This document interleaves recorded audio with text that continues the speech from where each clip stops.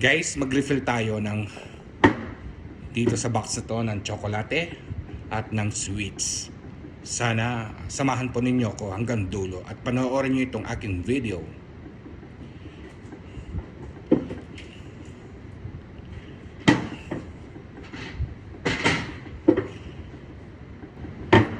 Simpleng gawa pero elegance, di ba?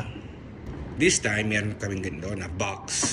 Ayan guys, i-refill lang natin ito ng tsokolate at mga ibang sweets kung ano ang meron, ano. Ito ay isang box na silver, ano. At meron din akong mga ganito na napupulot din namin ito sa mga tsokolate na dumadating dito sa aking pinagtatrabahuhan. Ito ay aming tinabi para ng pagdating ng panahon, ito ay yung magagamit, ano. Ito, umpisa na tayo.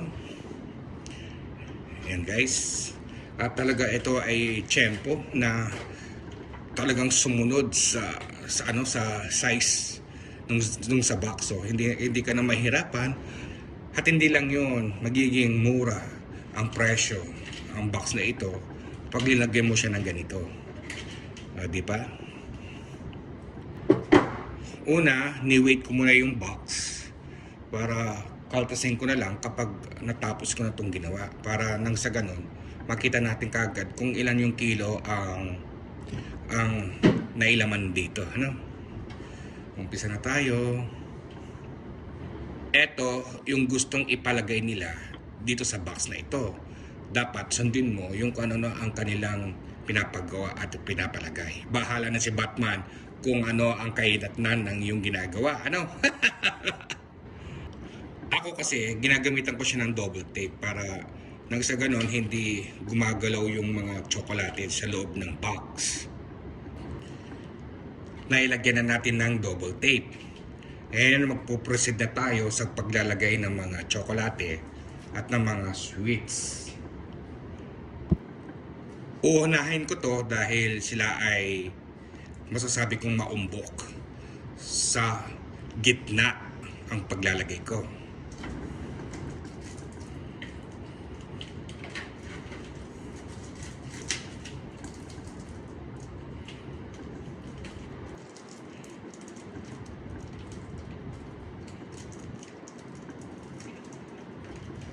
Ito yung silbi ng double tape para maisunod mo at maitayon mong maayos ng yung ginagawa. At pagkatapos ito, ilalagay ko na dito.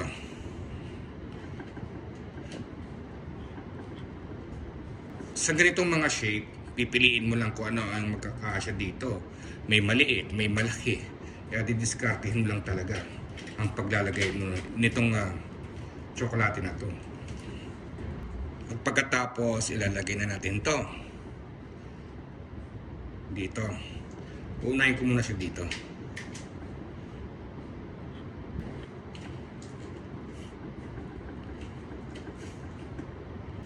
O, di ba? Hindi siya magkasya. So, ginaganon ko talaga yan.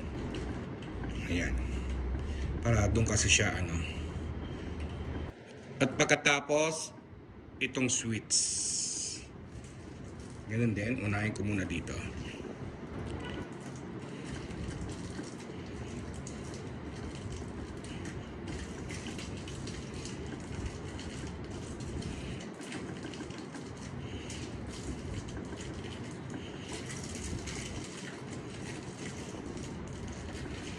Sakto siya. At pagkatapos ito unahin ko doon.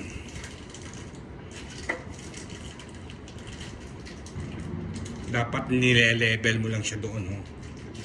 Okay. Oh. Tapos na. Close na natin. O, di ba? Ganda. Ngayon, lalagyan na lang natin siya ng ribbon. Ang paglalagay ng ribbon, either na puti or ng silver, no? Yun lang ang tanging kulay ang pwede mong ilagay dito. Umpisa na tayo.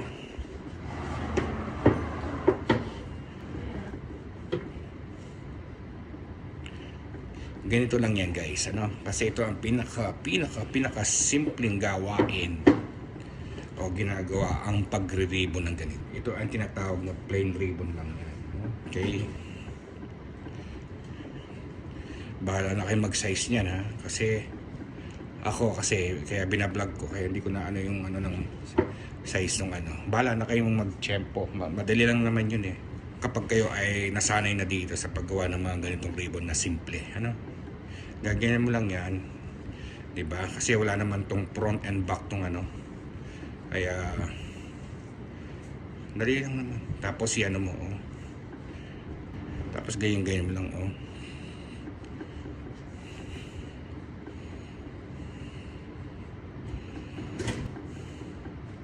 Ako kasi parang gusto ko pang lagyan ng ano, ng isa pang ribbon para maganda, no? Gaganyan ko lang yan. Focus ko ng ganyan, ano? Para makita nyo.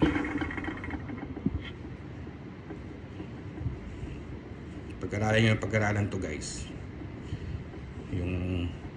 Yung ganitong may trabaho, nako, tingnan nyo ito. Maganda rin to kasi napakasimple lang, ano?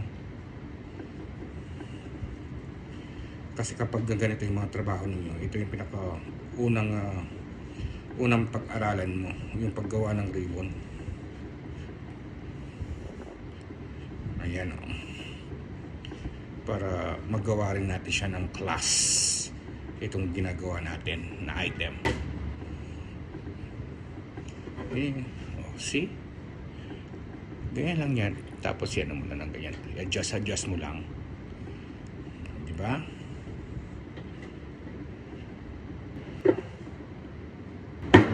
Simpleng gawa, pero elegance. Kung ito ay yung pagmasdan. Inabot lang pala ito ng 650 grams. Kung hindi natin lalagyan ng ganun, siguro ito aabutin lang ng 1 kilo. Kahit i-display mo siya ng ganito, hindi pa rin bababa yung mga ilagay natin tsokolate at ng mga sweets, ano, dahil may double tape tayong ilagay. Sana guys, may natutunan po kayo dito sa aking content na ginawa. Maraming salamat po sa inyong panonood at sana ay nasiyan po kayo sa kapapanood nitong aking content. Thank you for watching. Like and share. Ingat po kayo parati at enjoy lang. Bye!